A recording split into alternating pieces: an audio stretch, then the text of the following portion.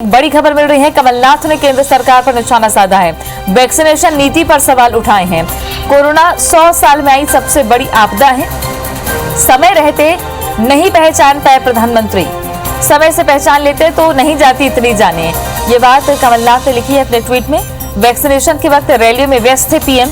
केंद्र सरकार पर निशाना साधते हुए पीसीसी चीफ मध्य प्रदेश के कमलनाथ और पूर्व सीएम, जिन्होंने केंद्र सरकार पर प्रधानमंत्री नरेंद्र मोदी पर सवाल खड़े किए हैं। कहा कि कोरोना 100 साल में आई सबसे बड़ी आपदा है।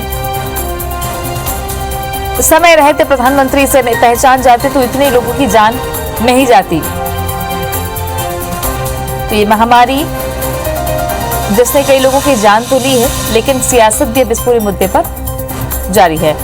शिखिल जुड़ गए हैं ज्यादा जानकारी के साथ में। शिखिल, मध्य प्रदेश में और न सिर्फ मध्य प्रदेश बल्कि देश भर में कमलनाथ ऐसे नेता हैं जिनकी राष्ट्रीय स्तर पर एक छवि है कांग्रेस के दिग्गज नेता के रूप में। उन्होंने एक बार फिर केंद्र सरकार को घेरा।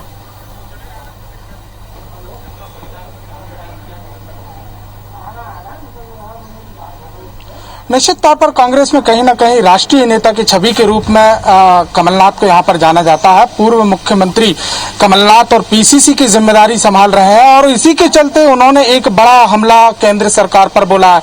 कल जिस प्रकार से प्रधानमंत्री मोदी ने राष्ट्र के नाम संबोधन यहां पर किया था और उसमें साफ तौर पर जो वैक्सीनेशन को लेकर केंद्र सरकार के नीति निर्णय है उनको लोगों से साझा यहां पर किया था।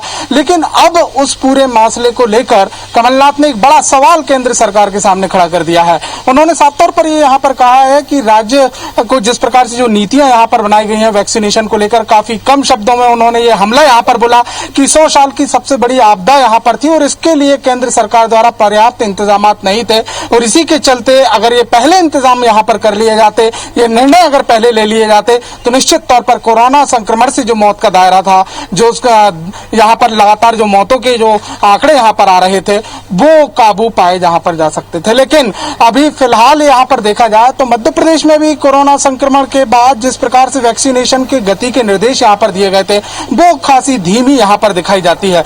इतना ही नहीं, अगर ग्रामीण क्षेत्रों की बात यहाँ पर की जाए तो अब तक 40% का आंकड़ा जो है वो मध्य प्रदेश सरकार यहाँ पर नहीं छू पाई और शहरी क्षेत्रों में अगर भोपाल की बात यहाँ पर की जाए तो 34% युवा ऐसे हैं जिन्हें वैक्सीनेशन यहाँ पर हुआ है। मतलब 66% युवाओं को आज भी वैक्सीनेशन का इंतजार यहाँ पर है।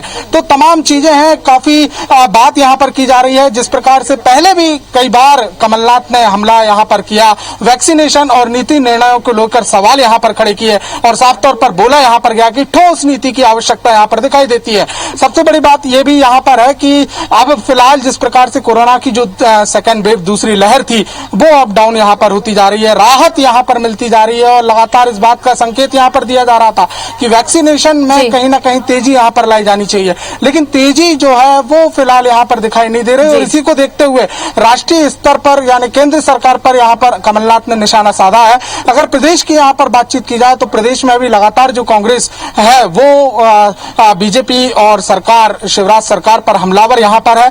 मांग यहाँ पर पहले भी की जा चुकी है कि वैक्सीनेशन नजर भी आता है। शुक्रिया आपका शिखिल जानकारी के लिए।